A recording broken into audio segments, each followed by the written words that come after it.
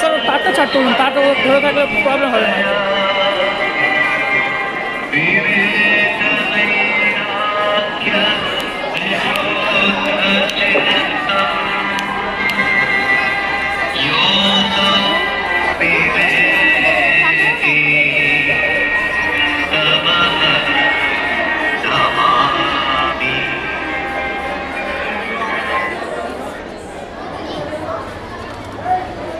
আজ প্রচণ্ড গরম পড়েছে। এখানে যদি কোনো একটি বড় গাছ থাকতো, বা এই বটবৃক্ষের তলায় একটু বিশ্রাম নেওয়া যাবে।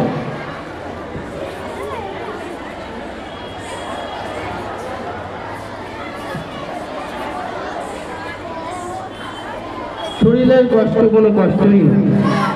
আমাকে এই দেশের হাজার হাজার মানুষের কাছে যেতে হবে। তারা নিরন্ন কুসংস্কারে ডুবে আছে, তাদের প্রত্যেকের কাছে আমাকে যেতেই হবে।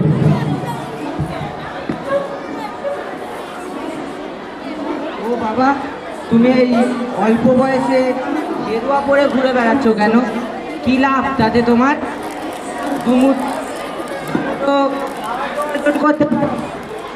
বরং এক কাজ করো, আমার মতো টাকা অর্জন করো, খাও দাও আর সুখে থাকো।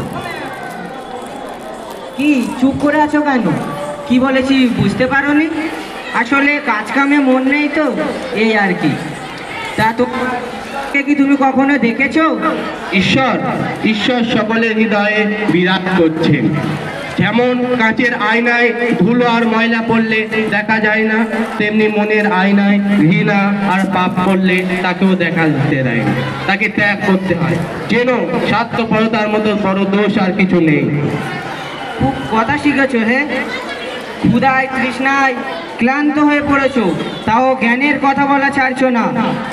জেনে রেখো, অর্থই হলো সব, অর্থ ছাড়া জীবন চলে।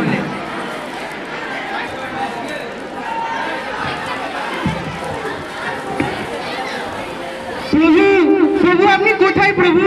কোথায় প্রভু? এই তো প্রণাম প্রণাম। আজ আপনার জন্য আমার ঈশ্বর দর্শন হলো প্রভু, আপনাকে প্রণাম প্রভু। তুমি আমাকে চিনলে কিভাবে? আমি এক সামান্য ময়রা প্রভু, নিচু জাত। আজ মেজ রাতে ঈশ্বর আমাকে স্বপ্নে দেখা দিয়ে বললেন এই বটবৃক্ষের নিচে এক সন্ন্যাসী আসবে, আমি যেন তার সেবার ব্যবস্থা করি প্রভু।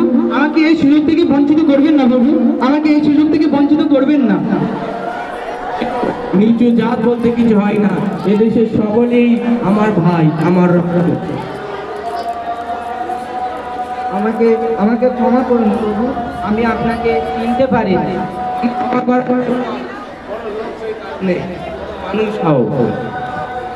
যেন ঘৃণার অপেক্ষা ভালোবাসার শক্তি অনেক বেশি শক্তিমান।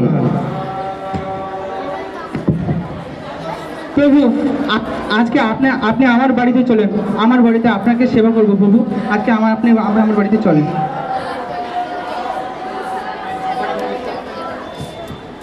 নস্করের বাড়িতে স্বামীজির তেজদীপ্ত চেহারা, তার পাণ্ডিত্য মুগ্ধ হলেন গুরুচরণ।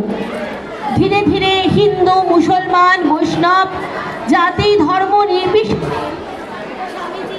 ধর্মোপদেশ শুনতে ভিড় জমায়। এলাকার মাননীয় ব্যক্তি শম্ভুনাথজির বাড়িতে তার পদধূলি ধন্য হল। উপস্থিত হিন্দু, মুসলমান, মৌলবী সবাই তাকে আমন্ত্রণ জানালেন। তার উদাত্ত কণ্ঠস্বর, গায়কী, দর্শন ও ঈশ্বর চিন্তায় মুগ্ধ হয়ে হাজার হাজার মানুষ ভিড় জমালেন সেই দিন। আলোয়ার মহারাজ মঙ্গল সিংহ ছিলেন একজন উদ্ধত, বেহিসাবি, অত্যাচারী শাসক। তার কাছেও খবর পৌঁছালো। দেওয়ানজির পরামর্শে রাজা সাক্ষাৎ করলেন স্বামীজির সাথে। আলোয়ার মহারাজের প্রবেশ।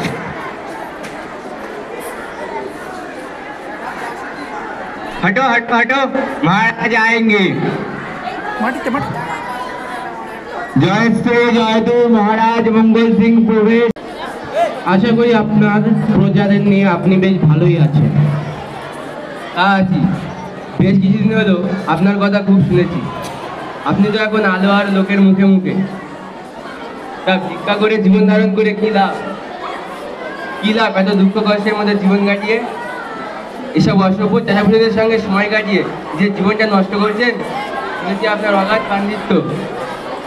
আচ্ছা মহারাজ, আপনাকে একটি প্রশ্ন করি। আপনি প্রজাদের ছেড়ে যে এত আনন্দে মেতে আছেন, তার কারণ কি? ভালো লাগে। ঠিক বলেছেন, আমারও ভালো লাগে। গরিবের পাশে থাকতে, তাদের সুখ দুঃখের সাথী হতে আমারও ভালো লাগে।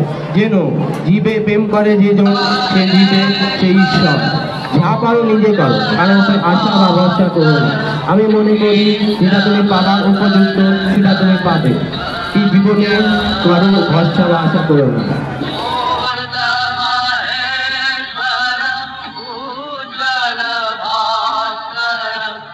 Krishna